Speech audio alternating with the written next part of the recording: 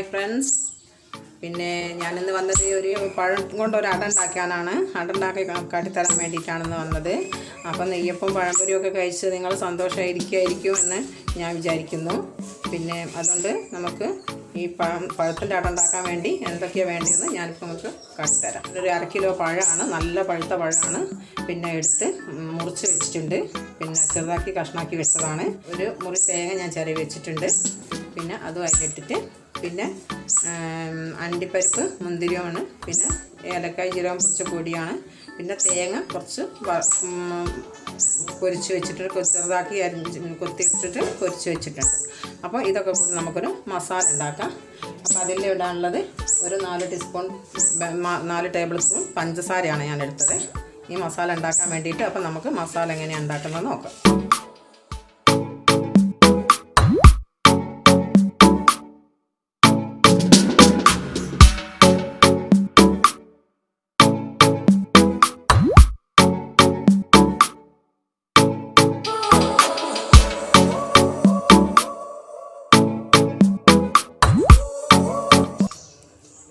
അപ്പോൾ നമുക്കിതൊക്കെ കൂടി ഒന്ന് നല്ലോണം മിക്സാക്കി ഒന്ന് ഇളക്കി കൊടുക്കാം കേട്ടോ. 4 മണിക്ക് നിങ്ങൾക്ക് ചായക്ക് ഉണ്ടാക്കാൻ പറ്റിയ ഒരു പലഹാരമാണിത്. പെട്ടെന്ന് വേഗത എന്ന് പറഞ്ഞ് ഉണ്ടാക്കാൻ പറ്റുന്ന പലഹാരമാണ്. അപ്പം ഇത് അങ്ങോട്ട് മാറ്റി വെക്കാം നമുക്ക്. അപ്പോൾ ഇനി അതിനായിട്ട് നമുക്ക് ഒരു മാവ് തയ്യാറാക്കാം. അതിനായിട്ട് ഞാൻ 1 കപ്പ് ആട്ടപ്പൊടിയാണ് എടുത്തത്. പിന്നെ നമുക്ക് 1 കപ്പ് പത്തിരിപ്പൊടി കൂടെ എടുത്തിട്ടുണ്ട്. ഒരു 1/2 കപ്പ് മൈദ ഞാൻ എടുത്തിട്ടുണ്ട്. അതിൽ ഞാനൊരു ശകലം ഉപ്പ് ഇടുന്നുണ്ട്. ഒരു 4 അണി ശർക്കര ഞാൻ ഉരുക്കി എടുത്തിട്ടുണ്ട്. ഒരു 250 ശർക്കര ഉരുക്കി എടുത്തിട്ടുണ്ട്. അപ്പോൾ അത് ഒരു ഇളം ചൂടുള്ള ശർക്കരയാണ്. അപ്പോൾ ആ ഇളം ചൂടുള്ള ശർക്കരയിൽ നമുക്ക് ഇതൊന്ന് പിന്നെ ലൂസാക്കി ഒന്ന് പിന്നെ മാവാക്കി കൊടുക്കും.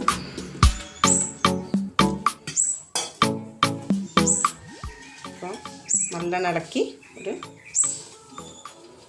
3 കൂടെ ആണെന്ന് പിന്നെ പത്തിരിപ്പൊടി ഉണ്ടെന്ന് വെച്ചാൽ നല്ലോണം മുറിഞ്ഞ് കിട്ടാനും പിന്നെ നല്ല സ്മൂത്തായിട്ട് നമുക്ക് കഴിക്കാൻ പറ്റുന്ന ഒരു സാധനമാണ്. വേഗം തന്നെ ഉണ്ടാക്കി എടുക്കാൻ പറ്റുന്ന സാധനമാണ്. പിന്നെ എണ്ണയിലെല്ലാം നമ്മൾ ആവിയിലാണ് ഉണ്ടാക്കുന്നത്, പിന്നെ പൊരിക്കുകയല്ല ചെയ്യുന്നത്.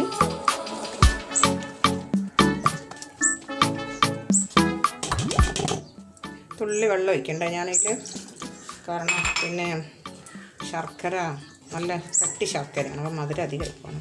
ഇത് മാവ് നമ്മൾ കൂട്ടി വെക്കേണ്ട കാര്യമൊന്നുമില്ല. നമ്മൾ മാവ് പിന്നെ കുഴയ്ക്കുക, അപ്പം തന്നെ ഇല എടുക്കുക. ഇലയിലേക്ക് നമുക്ക് കൂട്ടി പിന്നെ ഒഴിച്ച് മടക്കി അടുപ്പത്ത് വെച്ചിട്ടുണ്ടെന്ന് വെച്ചാൽ ഒരു 20-25 മിനിറ്റ് ആകുമ്പോഴത്തേക്ക് നമുക്ക് എന്താക്കാം, ഒരു അടിപൊളിയായിട്ട് ഉണ്ടാക്കിയിട്ട് നമുക്ക് ചായ കുടിക്കാം കേട്ടോ. അപ്പോൾ ഇതിന് പിന്നെ ഇലയാണ് ഞാൻ എടുത്തത്. നല്ലോണം കഴുകി തുടച്ച് വൃത്തിയാക്കി വാട്ടി ഒക്കെ റെഡിയാക്കി വെച്ചൊരു 10 വർഷം ഇലയാണ് ഉള്ളത്. അപ്പോൾ ഈ മക്കൾ ഇലയിൽ ഒത്തിരി ഒന്ന് പരത്തി കൊടുക്കണം. നടുവിൽ മാത്രം പരത്തി കൊടുത്താൽ മതി. ബാക്കി അങ്ങനെ റെഡി ആക്കണം നമ്മൾ മാവിടുമ്പോൾ. ഇത് കൈമലൊന്നും ഒട്ടാതിരിക്കാൻ വേണ്ടിയിട്ടാണ്. ഏതെങ്കിലും ഒട്ടൂല, കയ്യിൽ ഒട്ടൂല. അപ്പോൾ അതിന് വേണ്ടിയിട്ടാണിത് തുടയ്ക്കുന്നത് കേട്ടോ. നെയ്യാണ് ഞാൻ എടുത്തത്. നെയ്യാകുമ്പോൾ നല്ല അർക്കേജോ നെയ്യ് അങ്ങനെയൊക്കെ ആകുമ്പോൾ നല്ല ടേസ്റ്റ് ഉണ്ടാവുമല്ലോ.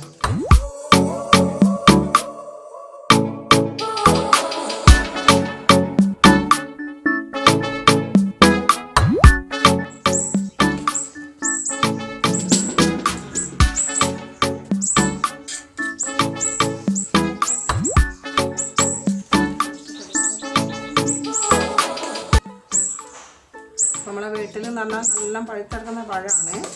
നല്ല പഴുത്ത പഴമാണ്. ഏത് വീട്ടിലുണ്ടാകും. കുറച്ച് പഴുത്ത തൊലി ഇങ്ങനെ കറുത്തിട്ടുണ്ടെന്ന് വെച്ചാൽ പിന്നെ പഴം നമ്മൾ എടുത്തെറിയലാണ് പതിവ്. അപ്പോൾ നമ്മളെ മക്കൾക്ക് നമുക്ക് വൈകുന്നേരത്തേക്ക് ഒരു ചായക്ക് കൂട്ടാൻ നമുക്ക് വീട്ടിൽ ഉണ്ടാക്കാമല്ലോ. അപ്പോൾ അതൊക്കെയാണ് നല്ലൊരു കാര്യമാണ് നമ്മളിതൊക്കെ പഠിക്കുകയാണെങ്കിൽ.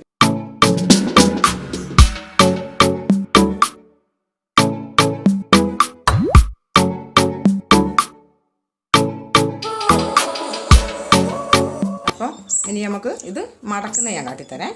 ഇത് ഈ ഭാഗം ഇങ്ങനെ പിടിച്ചിട്ട് ഇങ്ങനെ പിടിച്ചിട്ടുണ്ടെന്ന് വെച്ചാൽ പിന്നെ ഇതിങ്ങനെ അതൊന്നും ചോറിനൊന്നും പോകില്ല കേട്ടോ. പേടിക്കൊന്നും വേണ്ട. ഇങ്ങനെ നമുക്ക് സുഖമായിട്ട് തട്ടിൽ നമുക്കങ്ങനെ